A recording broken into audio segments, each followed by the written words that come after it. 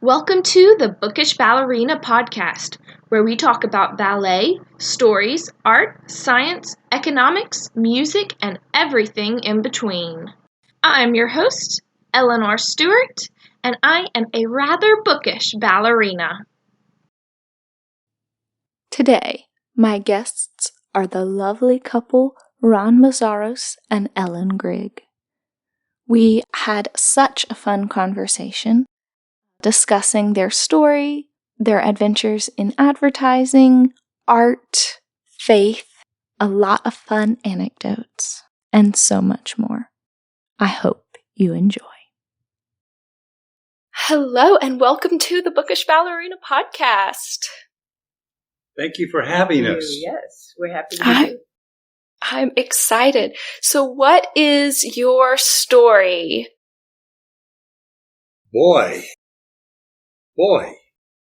how far back do you want to go? As far back as you would like to. Okay, you go first, Ellen. Ladies first. Oh. Start with Milwaukee. Yeah.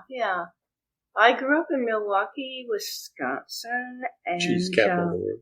well familiar with winters that were pretty darn cold. But I never thought anything about being cold. You played outside as much in the winter as you did in the summer. You just had the clothes for it. So it didn't faze us at all. We were out there throwing snowballs and ice skating. I had a very otherwise ordinary childhood, and I ended up the first pivotal decision I remember making was at the end in my last year in high school, making the decision to go to college. And my parents sort of left that up to me because my options were that I could attend the local commuter school, which would mean that I would live at home the entire time I went to college. Okay. It was right in the same city. Now that wasn't something everyone I knew was doing. And I think it was a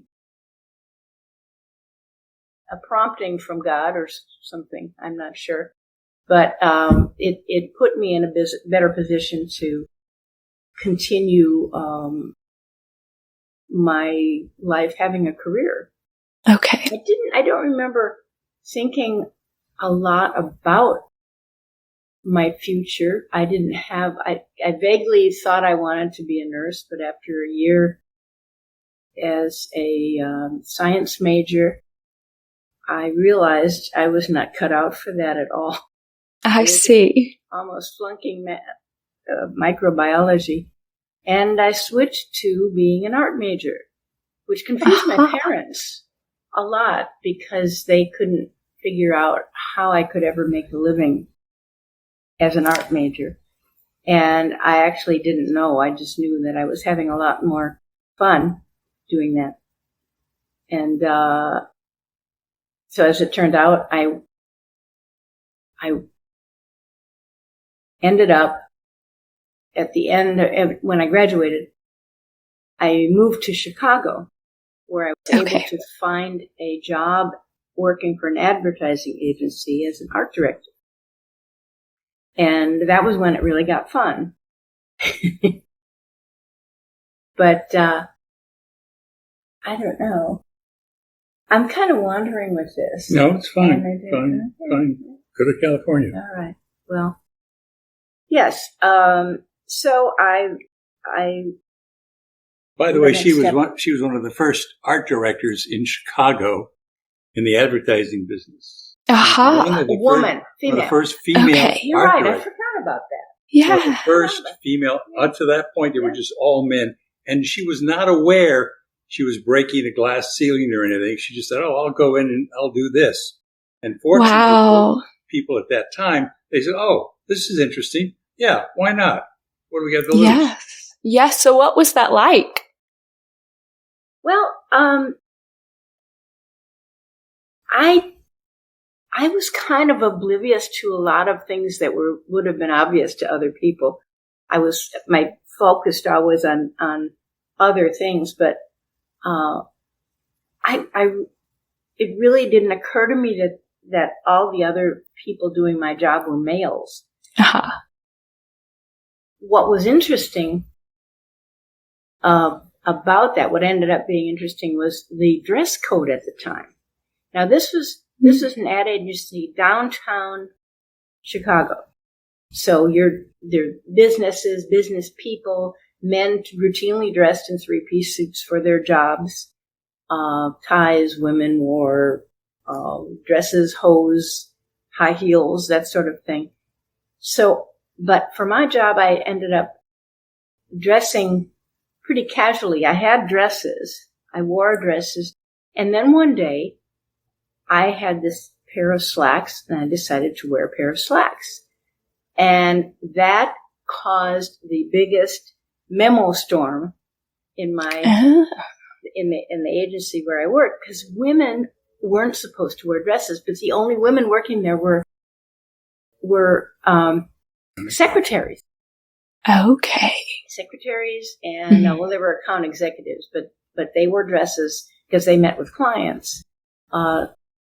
My superior was a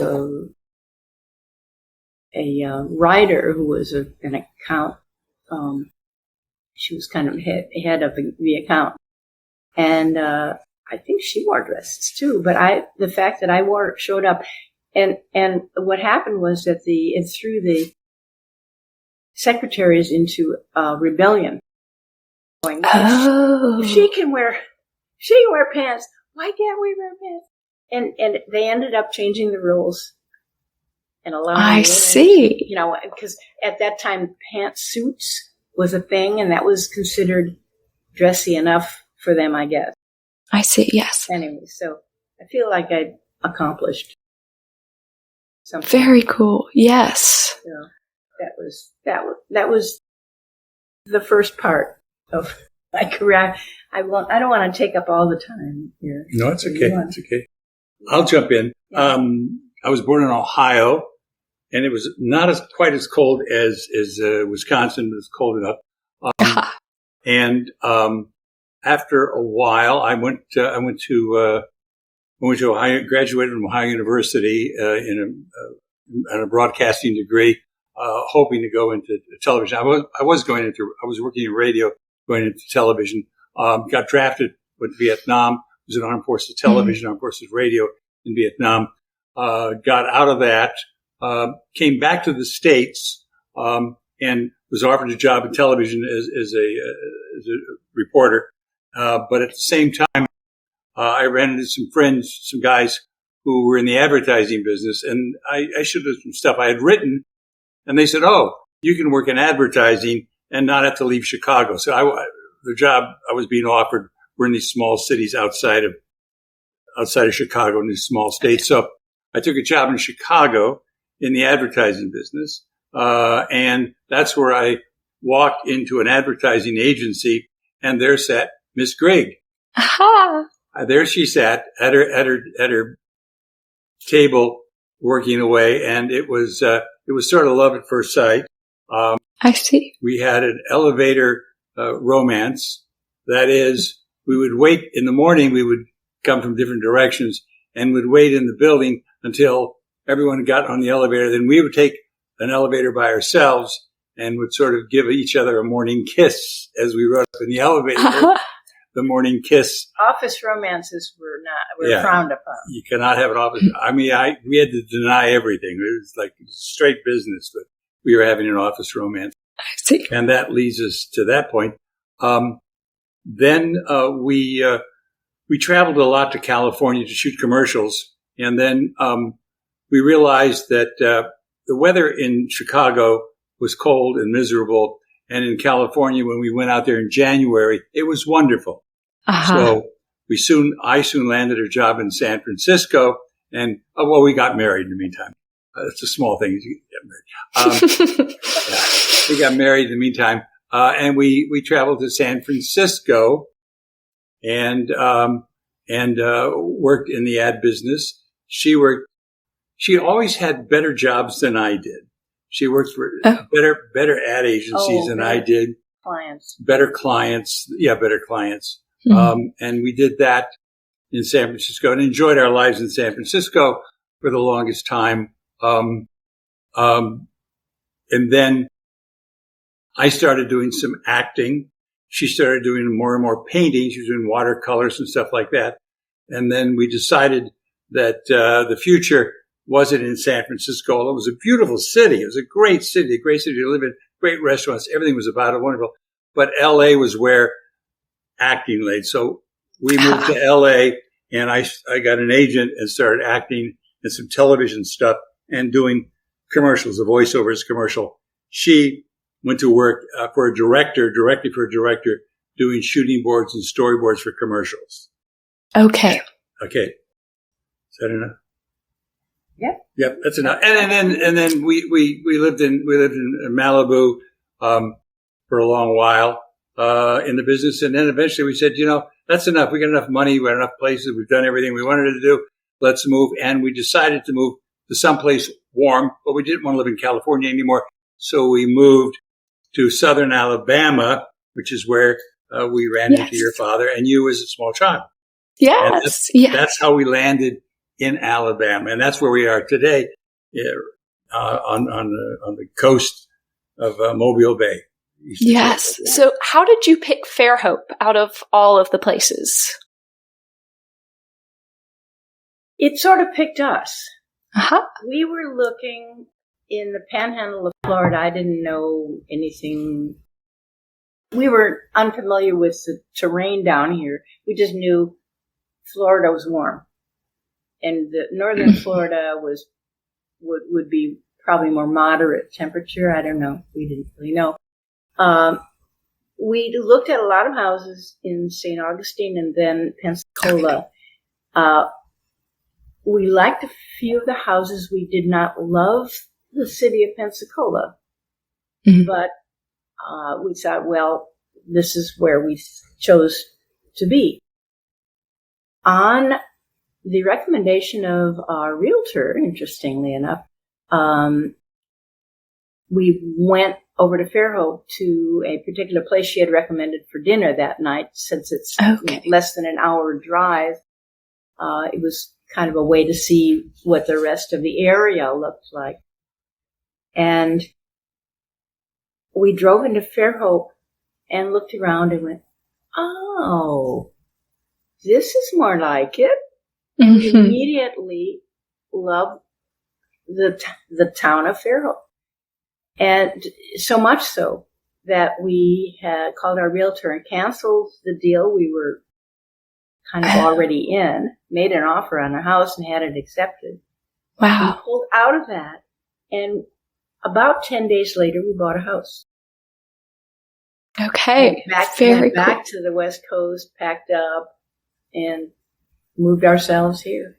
And since then, the more we found out about Fairhope, the more we realized what a good choice it was for us, because it fit in with who we had become in so many ways, creatively and other things too. So it was, we have not really regretted it at all. I love it. Been 20 years now. I can hardly believe it. 20 years, yeah. Yes. Wow. One of the reasons we liked Fairhope, besides being a quaint little town on the bay and all that stuff, and the houses and whatnot, was there was the art center in town for Ellen. There was also a very active writing group of people, writers. There were a lot of writers who lived around here, and a heritage of writing. And I had done some screenplays in Hollywood, and I thought, well, I'll write something here. And so I started seriously writing here.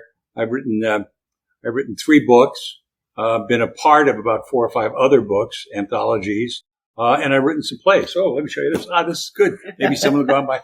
This is my book. I get it close here. 6 plays by Ron Meszaros. Okay, 1 extra plays. And then most recently, I wrote a book. Oops, I got to tilt this. I get even closer. about the Civil War, because we became versed in being in the South. We didn't know that much about the South when we moved here, but the stories we've learned about the South. I wrote a book about a young woman whose husband has been wounded in the war, and young wife, and she has to travel on foot 190 miles to get to where he has been wounded to help save his life. And it's what she encounters along the way, traveling through country that the war is raging, bad people, good people, all the things she has to encounter along the way. And that was very rewarding. I've gotten really good reviews on it, and it's selling okay. It takes a while to catch on. So that's one reason why we like the town. There is an accessibility to writers, an appreciation of writers, and appreciation of painters. So that's one. I guess that's why we've stayed here instead of fleeing back to California or some other place. I would never go to Chicago again. It's just too cold. Yes. So what prompted your original transition from the advertising side of things into the acting and writing side of things?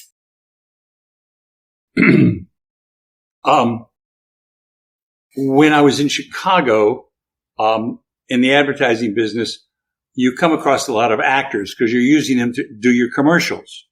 Yes. And I really related to them. They were funny, they were witty, and they seemed to have a fun life.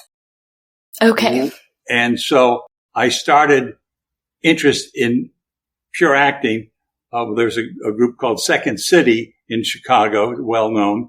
A lot of the actors have gone on to Saturday Night Live, but I started studying with them. And then when we moved to San Francisco, there was even a larger group of actors out there that I sort of got to know, taking acting lessons, etc. And eventually I got cast in a movie with Ron Howard, and the casting director said to me, "What are you doing up here in San Francisco? We only come up here and maybe shoot 3 things a year. If you come to LA, there's a lot more work. We love to have your type down there. So come on down to San Francisco, come on down to Los Angeles." But at the same time, I'd started writing plays for a theater group I was in San Francisco, the One Act Theater Company in San Francisco, and have gotten good success with my plays. So I started writing screenplays and writing other things when I moved to LA. And that's a difficult road. So many people are writing screenplays. It's so difficult to crack into that. So I had a little success, not a big success, but enough success to make you feel happy and move you on, make you try for another one and another one. You keep working at it. So that's it. But if you don't live in LA and you want to be a writer, you might as well write books. And that's why I ended up writing books here, because you no longer have those connections in LA, but you can sequester yourself off on the side and write. I see. And it took me 6 months to write the book on the Civil War, but it's fun. It's the same identical creative process. And I see. There's 2 rewards. One, when people give you a claim for it, and the first one is when you're writing it, you really enjoy what you're doing. You enjoy the creative process. It's the process, and you may get more reward from the process than the performance. And you may know that as a ballerina. Yes. You may say, "Oh, I really nailed it today." But at the performance that night, it was good, but not as good as you may have done in rehearsal. Right. Yes. I've had multiple of those. Yeah. But you then strive to say, "Okay, tomorrow's another day. Tomorrow I'll do it better." And the next day. And then pretty soon you realize it's like, "Oh, that's what I hunger for. That's the reward. The reward is out there on the stage or in the rehearsal hall." It doesn't matter, because it's still, you're feeling good about what you're doing. And that's the important thing. Yes. Very cool. Very cool. So what are some of y'all's favorite stories about different things that have happened in each of your careers? Career. Or life in general. Life in general. Interesting stories. That's a tough one, isn't it? There's so many interesting things. Here's a God thing, and this is an interesting God thing. We were very happy in San Francisco. We loved San Francisco. We had a 2-flat. We owned a 2-flat. We lived on the top floor, rented out the bottom floor. From the top floor, you had a little bit of view of the Golden Gate Bridge. Okay. Everything was going along really well. But then one day, it was like a God thing. I know it sounds strange. It's just like God said, move, get out of here, go away, sell your house, go someplace else. And we could not put our finger on why that was being said to us. I see. It was almost audible. Almost audible. And so we said, well, we'll try it. So we put our house, we'd only had our house for 3 years, maybe even less. We put our house on the market for double what we paid for it. Double. Oh, wow. Double. And sold it within 2 days. For more than the asking price. For more than the asking price, even though we had doubled the price. So we felt this is a God thing. God telling us to do that. So that is the most interesting thing. And Ellen will explain, it was palatable, the feeling, the oppression. We just got to get out of here. Now, why? I don't know. I can fathom some guesses, but your guess is as good as mine, as they used to say. So that's my story. Ellen, you got a story? Well, that's also my story. No, you were there? She was there. Okay, good. You do look familiar too, somewhere. Yeah, it was a very strange thing, and I think we fathomed the guess. Actually, it was your mother who came up with her idea of what the reason was. After we left San Francisco, we put all of our belongings into storage in Tucson, Arizona, for some reason. Huh? And bought ourselves a van and traveled, kind of camping out of the van around the country, I think for 3 months, 3 or 4 months. 3 or 4 months, yeah. Visiting all the people that we knew, had old friends and relatives and brothers and parents and for that period of time, and spend a little time in each place, just trying to fathom what we're doing. We kept looking at each other, going, why are we here? What are we doing? Why did this happen? And happened so quickly. When we got to Ohio, which is where Ron's parents lived, his mother said, God took you out of that place because she didn't use the word evil, but it was a godless place. And she's right. The whole time we lived there, first of all, it's hard to find a church. There are no in churches. The city of San Francisco. There are no churches. There's a couple of Catholic churches, and that's about it. Yeah. Okay. So we had kind of walked away from our roots religiously, and we're perfectly happy with ourselves. And she said that was God's way of getting you out of there. And almost to confirm that, while we were staying at their house, we went to a Sunday evening church service. And when they had a call for people to be baptized, I found myself going forward. Now, I had been baptized as a baby. They call it that, but sprinkling, I guess. But it was the real deal. I got in that pool and I was dunked, and that was it. Yeah. And since then, since that time, we both got more serious about God and really took the trouble to find a church and study and learn what Bible study is about, and just grew. That was when our our faith grew at that point. And that was the missing element that we discovered having gone through that whole process. God took us into the desert for a while. That's what he did. And brought us out the other side. Wow. Yep. Wow. So what have been some of your experiences as people of faith in the arts? Because it's notoriously not usually or not primarily a place of believers. That's true. Yeah. That's true. I think you have to be brave. You have to look upon yourself as a pioneer. There have been others in the past, okay? But you have to break that. That door is up after the last Christian did something that's powerful and the nation loves it. That door comes back up and you got to break it down again. You've got to keep at it. There is no victory that is a forever victory. There are little victories you win. You keep winning the little victories. There's not going to be one and done.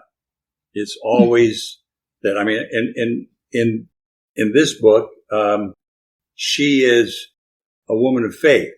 So throughout it, and I'm not cramming it down anyone's throat, but I'm just showing the reality of 1861 and the way the country was at that time.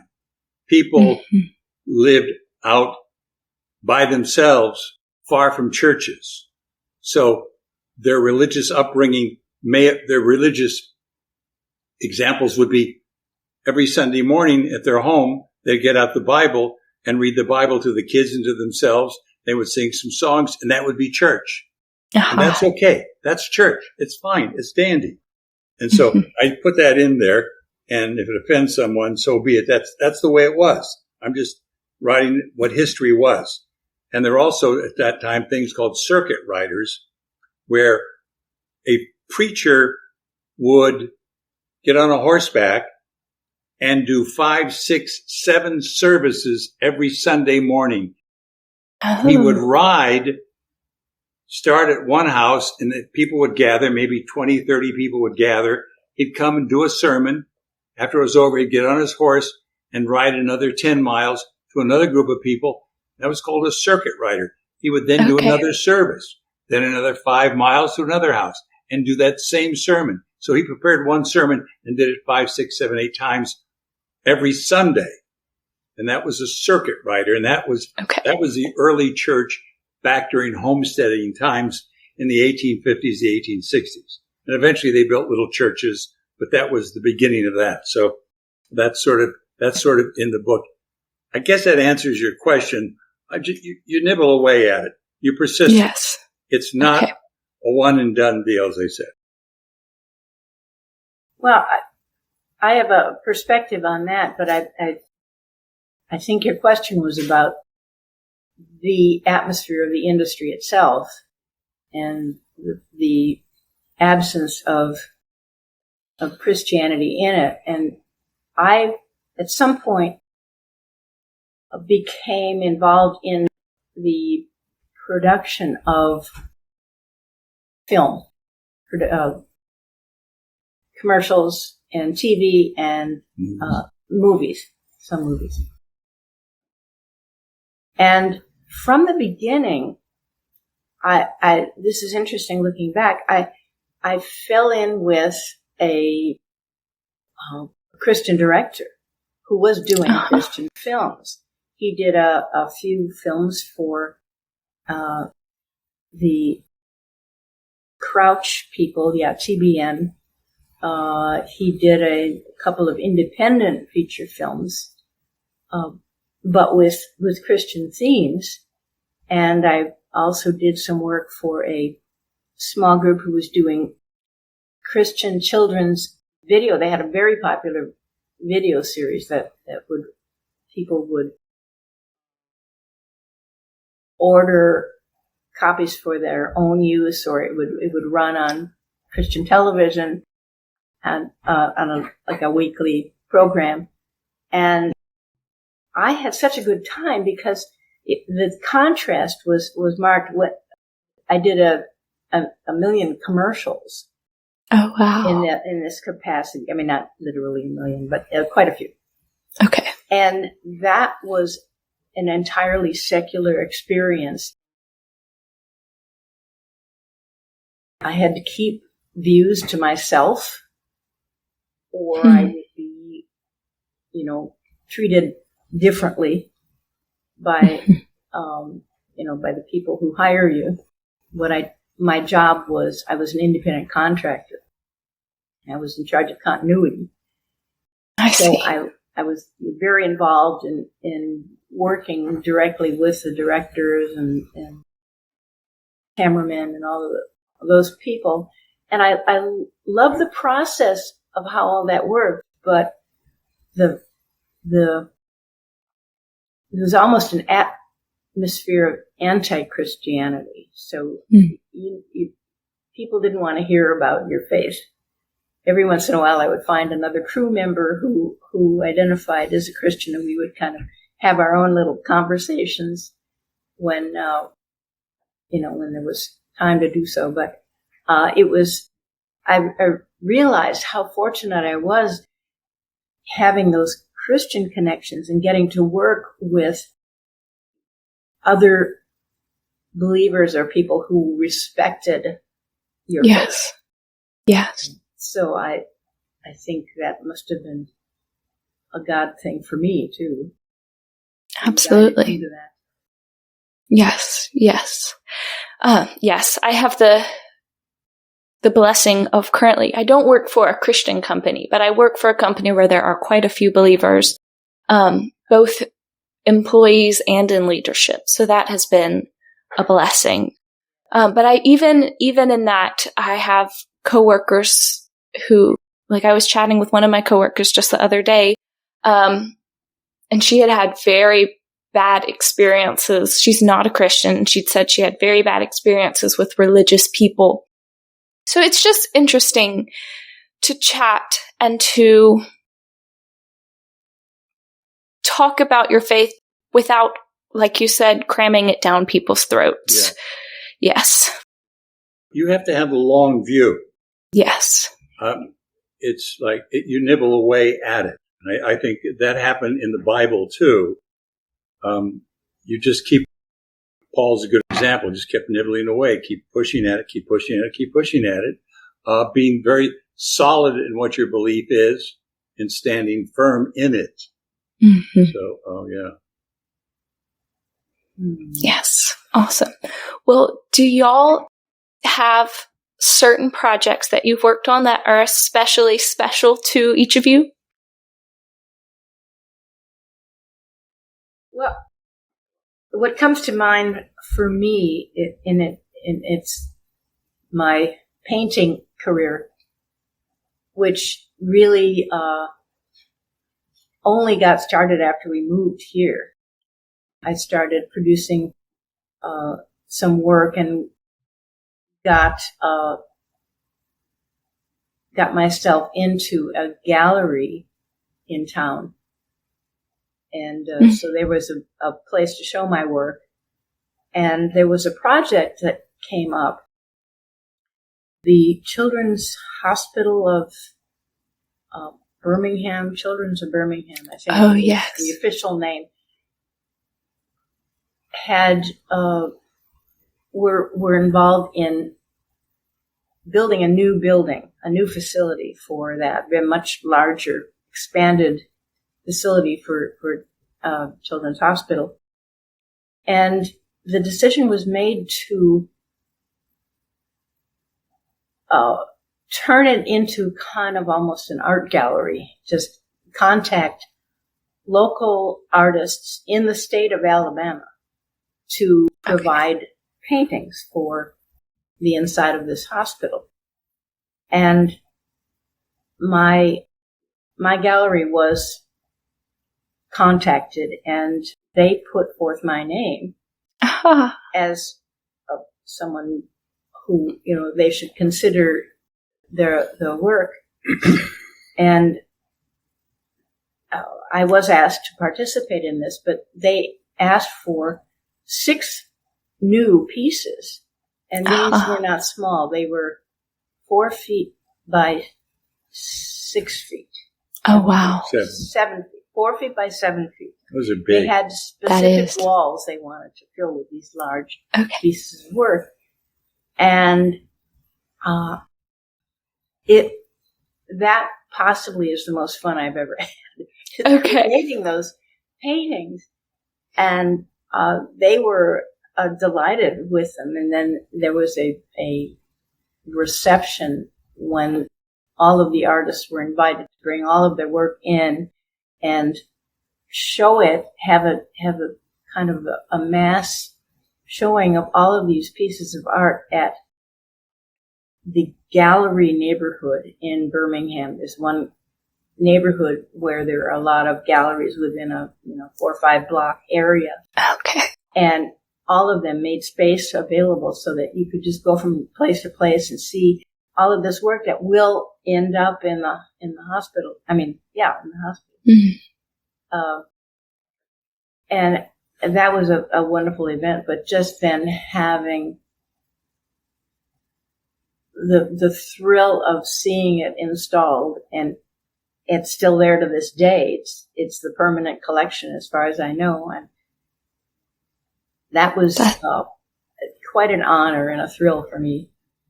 That's so cool. That's so neat. Mm-hmm. Mm. What would you describe as your style for people who haven't seen your paintings? It's figurative. It's realistic. I guess technically you would call it a landscape, but my focus is the sky, the clouds. The clouds in this area are incredible. Mm-hmm. We moved here from Southern California, a place where if there's a cloud in the sky, it's an event. Uh-huh. You just don't. I mean, it's unremitting sunshine the whole time. And moving here, those incredibly huge, fluffy white clouds.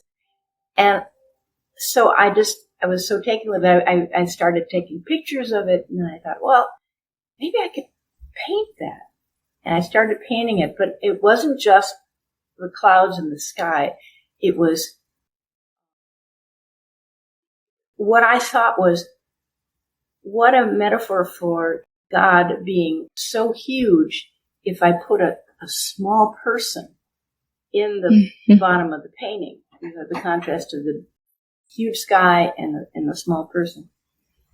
And that's what I did. And that was all I painted for years. And that all the paintings I did for the Children's of Birmingham were groups of children with a sky background doing various things.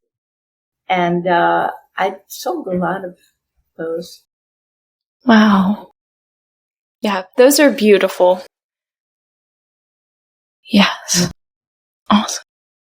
I am currently working on, hopefully with an artist here in Tallahassee, on creating new covers for my books. Have you ever, I guess, created covers for books or art for books? I have. I have done a few for an author by the name of Ron Meszaros. I wondered. No, yes, yeah. I did. No, yeah. Oh, very cool. These I held up. I mean, that's a very, but those pencils represent the it is? Oh, yeah. Right. It was upside down. The pencils represent the 6 1-acts, and the name of the 1-acts are on each pencil. Okay. Mm-hmm. But this is the cover she did for that. Uh-huh. And the back of the book is more flowers or more plants because the title is about leaves. So yes, and other things she's done too, and she's got very good reviews from people locally. Yeah.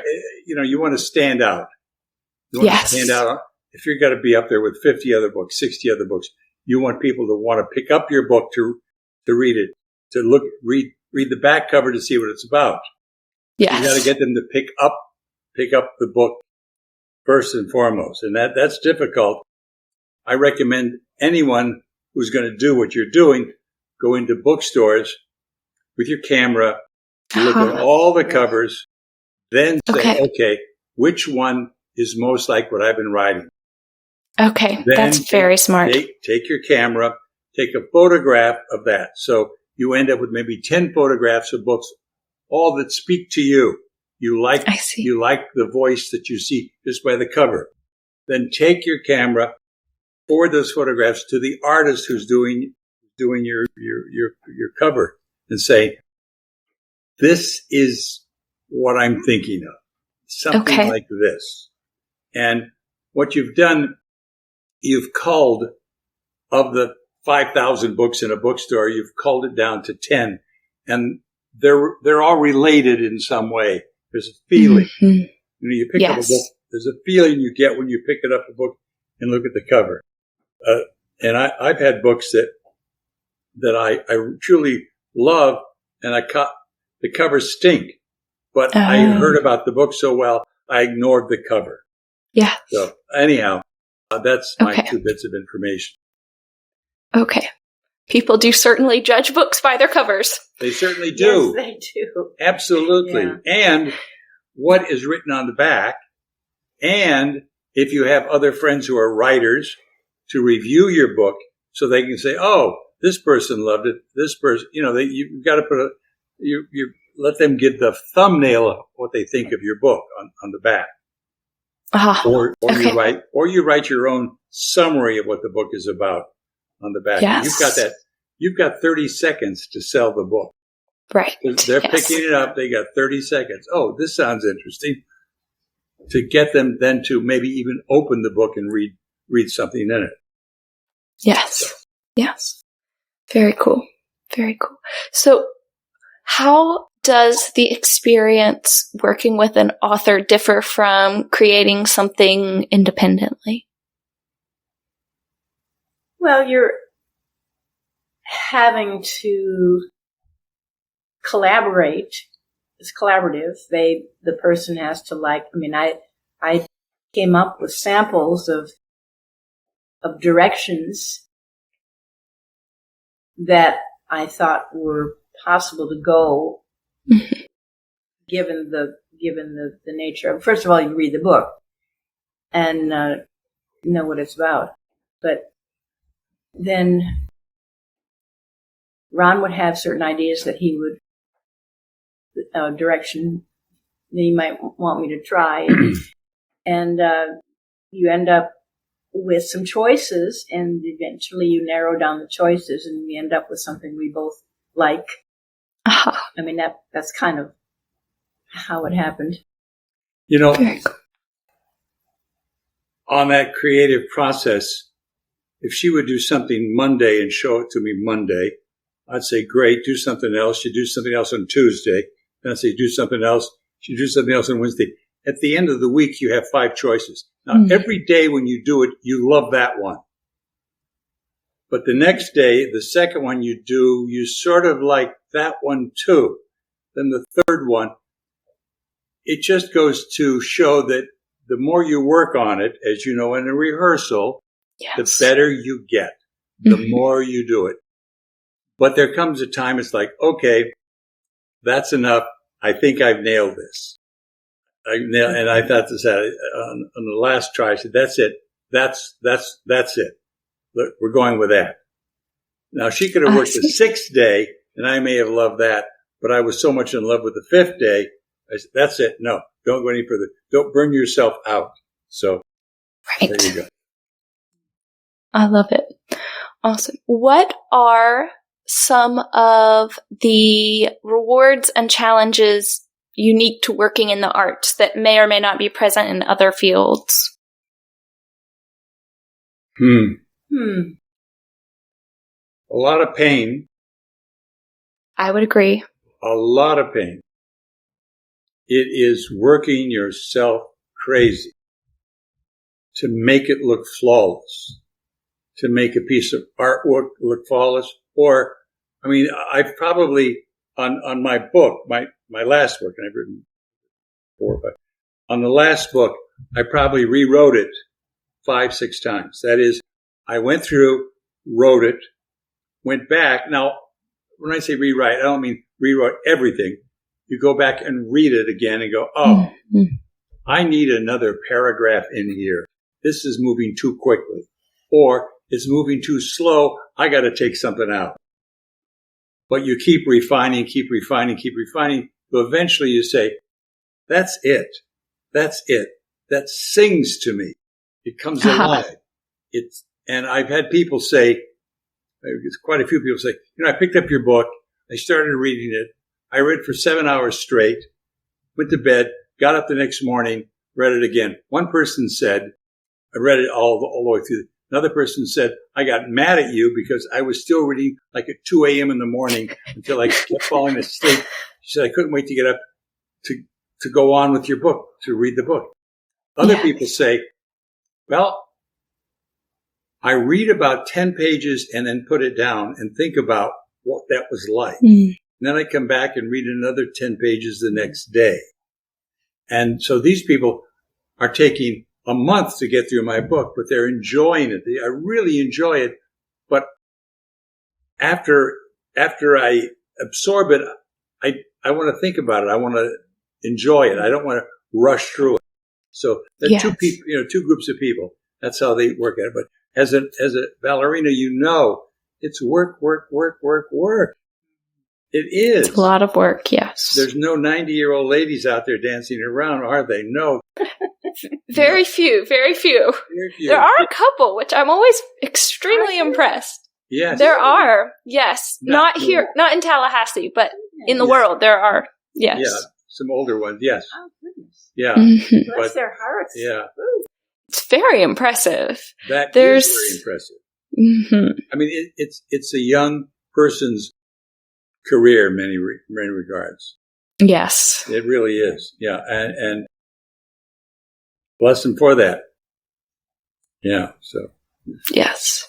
Well, I don't know if you experienced this in your dancing, Eleanor, but with painting, it took a long time for me to get used to the fact that it was like taking off your clothes in public to produce something privately, or a vision out of your own head onto a canvas.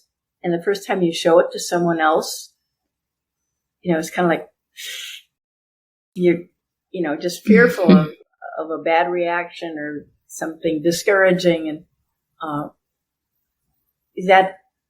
that's a process that I'm sure everyone producing art has go through that experience.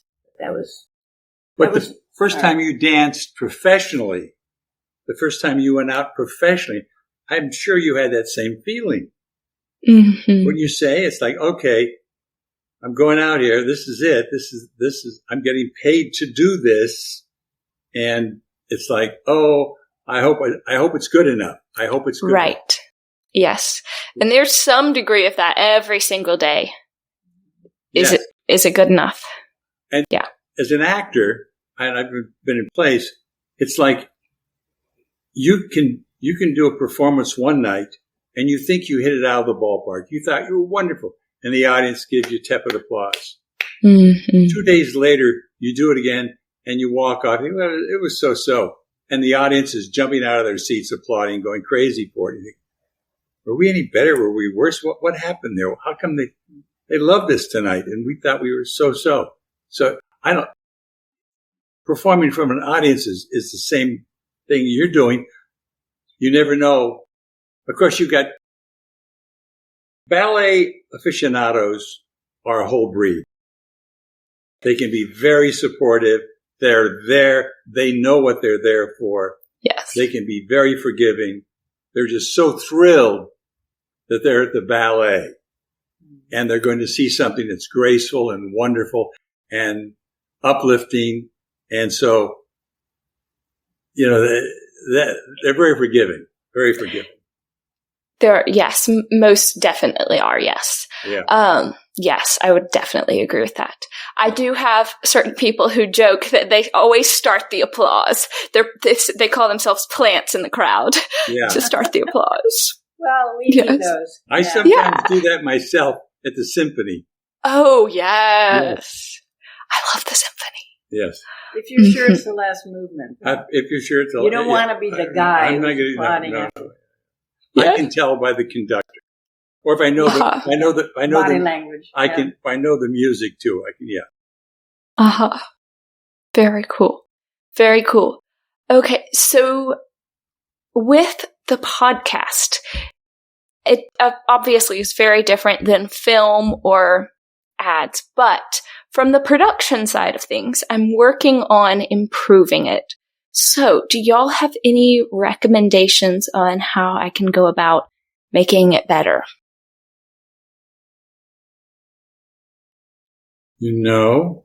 I think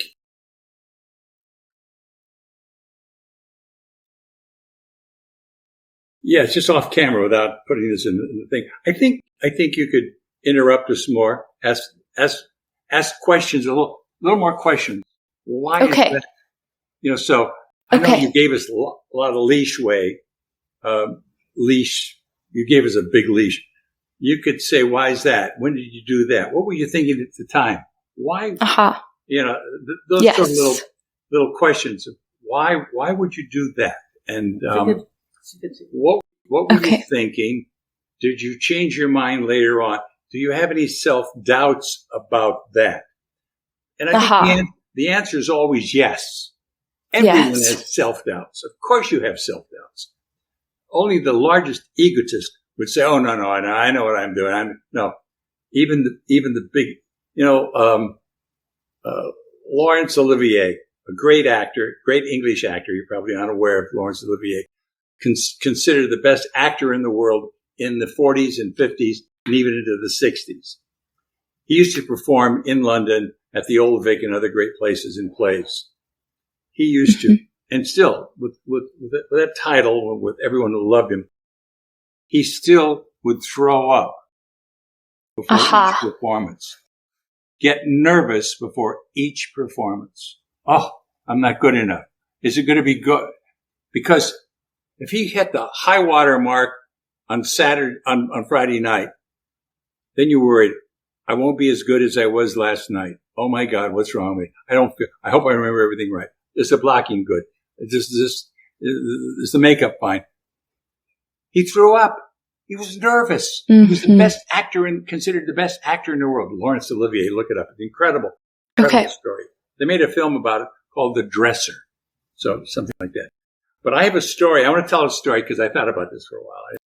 This is a good story. And it answers the question that you did not ask, which is, what advice would you give young people today? Because we're old people, right? Suppose the old people know everything. They've been down the block, if they're still sane. And I am. And my advice is sort of this. Through life, and you'll know this too, through life there are little hurdles. You're starting off, and it's like you sometimes in your life said, I want to be a ballerina. You had to say that to yourself. I love to dance. I can do this. Okay, what's the next step? What's the next hurdle I've got to get over? And it may be something as simple as I need more lessons. Then I want to get into this group. Then I want to dance. I want to be the lead in this particular thing. And after that, it's like college. How can I get into a group? How can I get into a professional group? How can I work my way up? All these little hurdles. But I'll tell this story. Now, this story could be true or could be someone else made it up or whatnot. There was a kid named Malcolm. Malcolm was 9 years old and grew up in Coshocton, Ohio. At 9 years old, he watched television, and there was a circus program on at that time. This is back in the 50s. It was called Super Circus. He saw a clown. And at that point, everyone at 9 years old, people would say, "Where are you going to be when you grow up, Malcolm?" I don't know. I haven't thought about anything. and people say, you can be a doctor, Malcolm. You can be a lawyer. You can be this. You can do you can be an accountant, do what your dad does. And Malcolm one day said, I want to be a clown. Huh. And they said, I want to be a clown. And his mother and father said, well, you have to work at that. Well, how are you going to do that? And they were curious. He said, I'll get makeup, I'll get a costume, and I'll be a clown. He saved up his money by mowing lawns, sent away in a catalog, and got clown makeup. White grease paint, red, green, whatever that colors he got. He went downstairs in his basement, and he found his father's old clothes. He cut off the sleeves and took his father's suit and made a funny suit for himself. He took his father's shoes and painted them gold. And then he worked on his face. Every day for a whole week, he kept changing his face. What face did he want to look like? When he finally had that complete, he went out and took a picture of himself and then put it on a poster and put it on a lamppost, all in his neighborhood. Clown for rent, for your birthday parties. And within no time, he got a call. He went out and stood out there and did funny things. The kids laughed a little bit, but it wasn't perfect. He needed more. So he went to the library and got a book of jokes, 100 of the greatest jokes. He memorized 40 of the jokes. The following week, he got another job, and he did the jokes, and the kids fell on the floor laughing. So he had the jokes, and he had the things. But still, he knew he needed more. He needed more. So his next step was he saw some people tumbling, doing somersaults and tricks like that. He learned to stand on his hands, to do backflips. And so his next time he did that. This went on for a while. He learned balloons. He learned how to ride a unicycle. He learned how to juggle. This went on for 5 to 6 to 7 to 8 years. He was now playing to a lot of people. Every Saturday, he had a job. He was the hired clown. When he was 17, he decided time has come for me to get a real job. He wrote away to 42 circuses in America. 2 replied. Fortunately, both 2 were in his area. He borrowed his mother's car and drove to the first circus. They loved his stuff. They thought he was funny, but maybe he needed to work more. He went home and worked on other things. He got much better at juggling. He changed his costume. He changed his makeup. He went back the next year, and lo and behold, they gave him the job. But he has to travel with the circus. So he had to take his money from what he had made and bought a car. But he has to sleep when he's out there. So he had to take the back seat of the car out of the car and put a bed into the car to travel with the circus. After 4 years with this circus, traveling all around the country, he rode away to the Ringling Brothers Barnum and Bailey Circus in Florida. They said, this winter, we're having an open tryout. Come on down. He went down and he landed a job with Ringling Brothers Barnum and Bailey Circus. 30 years later, he retired from Barnum and Bailey Circus, and they say he's in the Circus Hall of Fame today. Malcolm Peterson, Coshocton, Ohio. A clown. Just one of many clowns. But the story I didn't tell you is his 2 older brothers poo-pooed him all the time. Thought he was silly. Thought he was ridiculous for even attempting to do something like that. They laughed at him. When he retired, he did what he wanted to do. His one brother was an accountant all his life. That's all he ever did. That's the best he could possibly be.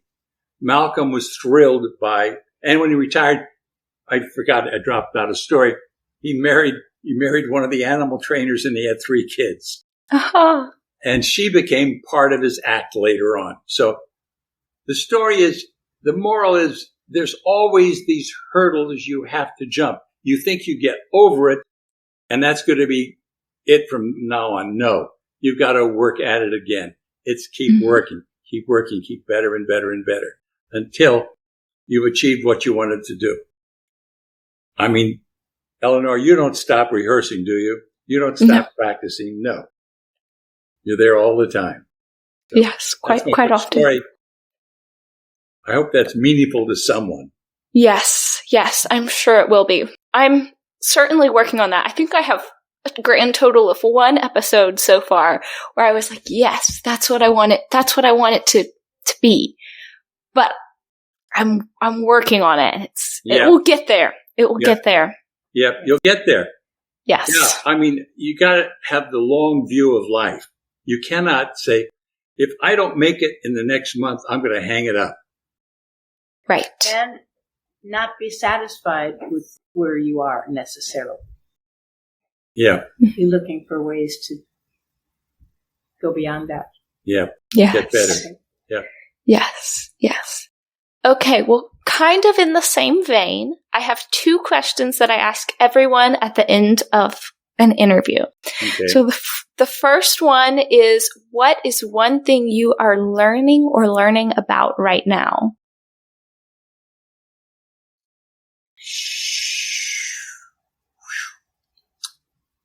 Whoa. What a tough question. What a terrible, dirty question you asked. I hate that question. I'll go. Go first. Okay, Ellen goes first. I have a role now with Community Bible Study of a children's teacher. I'm part of this weekly women's Bible study. And it's adult women that meet, but it's also for young women who have young children, preschoolers mainly. And so I have accepted the role of being part of the children's ministry there. And it was bizarre how I went into it, because again, it was not something I had ever considered doing. After all, we never had children. I never had any children of my own. But somehow I was volunteering to do this. And it has turned out to be so much fun and so rewarding in a lot of ways. But what I'm learning the longer I do that is how the process of simplifying the truths of the Bible so that if they're understandable to a child 3 or 4 or 5 years old has strengthened my own faith along the way. Those truths are boiled down to the most basic thoughts and ideas, and it has just it's just strengthened me. Doing that. I love it. That's all I can think. Yeah. Yes, absolutely. When she comes home from that, she's always glowing and always upbeat and happy. It was a great day. The kids did this. And then I take a nap. And then she takes a nap. Beat. I'm tired. Yes. I was going to say, what am I learning now? I'm learning there used to be a thing about measure twice, cut once, which means if you're cutting a piece of wood, don't measure it once and cut it. You could cut it wrong. Measure twice to make sure it's the right length before you cut it. Because once you cut it, you cannot uncut the wood. And I'm thinking, when I have tasks to do, I think about them for quite a while. And a lot of times, at the 3rd or 4th time through, whatever I'm about to do, it's a different task, whatever it is, I'll think of something that makes it so much better for me to do than if I'd have just rushed out and grabbed a hammer and a saw or whatever to do. I think, oh, I can do it that way. Oh, that's much better. That's far, far superior to what I thought the first time. So that's a part of growing and thinking about, how am I doing this? Approaching a problem from different ways. You know, you look at the problem on this side, and you walk around the other side and look at it from over here. Then you come over here and look at it again. Sometimes a solution is in the second viewing or the third viewing. The solution is a better solution. Okay. So what is an example of that in your life right now? Mundane, but nonetheless, I'm putting a fan under my house.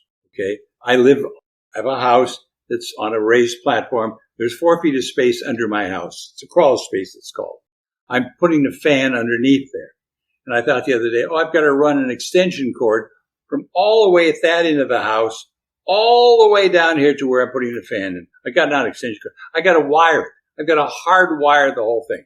Put in the correct type of wiring, which keeps your house from burning down and whatnot.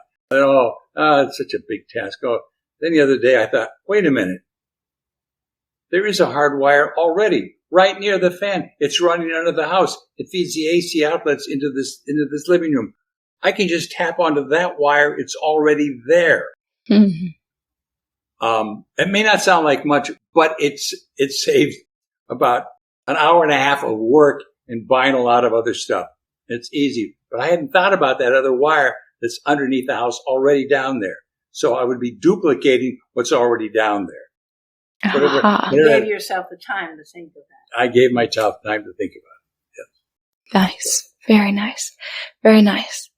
And then what is one thing, and we kind of touched on this a little bit, but what is one thing that you wish you could teach everyone?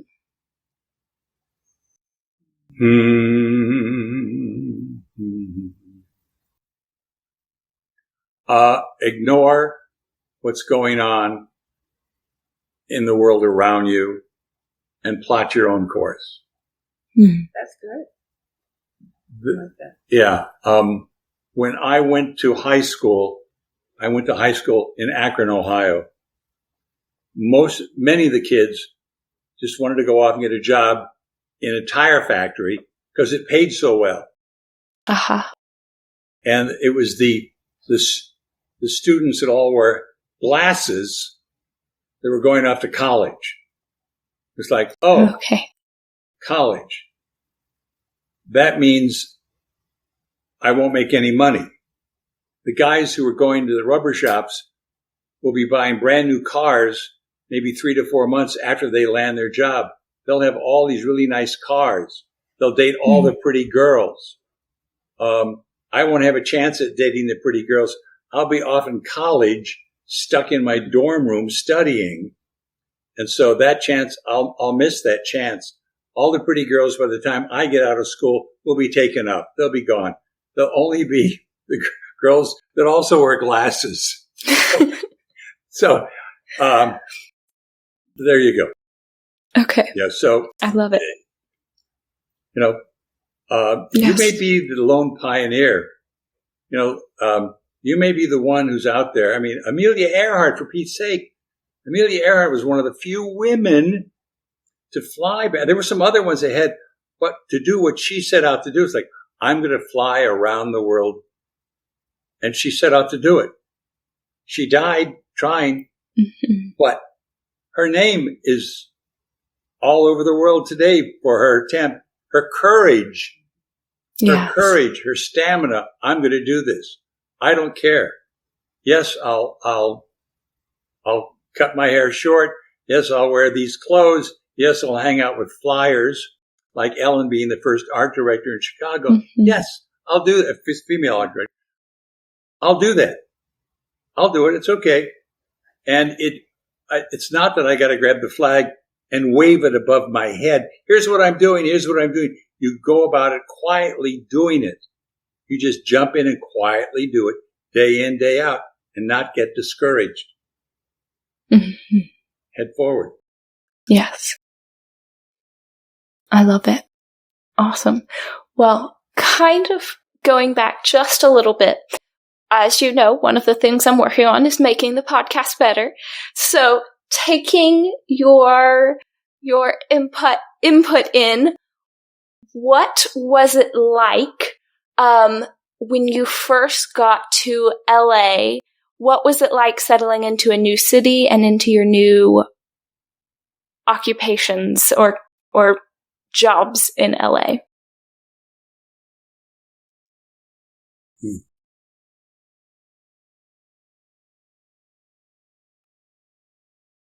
the focus is the job. You ignore everything else. You say, okay, it's a strange country, a strange place. I've never lived in Los Angeles before. It's a big town. But as long as I land my first job as an actor, I'll be happy. As long as, and I did voiceover commercials as an announcer. And once the first one is done and under your belt, you felt good. I remember the first job I got a call to be in that film with Ron Howard, and I was on cloud nine. It was like, oh, this is incredible! I'm finally on my way. I cannot wait. And then about a short time after that, I got a job with Robert Wagner in a TV show too. It's like, oh, there was no line. You say, I'm not in it, now I'm in it. It's like the minute you do it, you're in it. Okay, I've done it. That's done. That's over. That's hurdle. I'm over that hurdle. Okay, next, I'll do it. And the more you do it, the easier it gets. It really does get easier. You gain confidence so that you want to, it's easier to jump the next problem. You know there's another problem out there. The next problem. What's the next problem? I'll wrestle with that when it comes my way. Does that answer that somewhat? Yes. Okay. I love it. Yeah. I love it. Awesome. Are there any final thoughts, pieces of advice, anything you want to share before we wrap up? Or questions for me? Comments to you. You have become a beautiful young lady. Oh, thank you. I remember you when you were this thin little girl. I mean, thin as can be. And I would say a little awkward, too. I don't know where you gained your grace, but you did gain grace. Ballet. Yeah. And I think you and your brother, it was like, what an odd couple. Look at those little kids, yes. But your mother was so proud of you. But you have become, glamorous, graceful, and the whole package. Poised. But poised. Thank you. It's taken you a long while to get there. But it's fine. But not that it's taken you a long while to get there. But I mean, it's a gradual thing. Gradual. Right. Every time I would see you, I'd go, oh, gee, she's changed again. She's changed again. Look what she's going through. It's a metamorphosis. Mm-hmm. And, so. Thank you. That's so kind.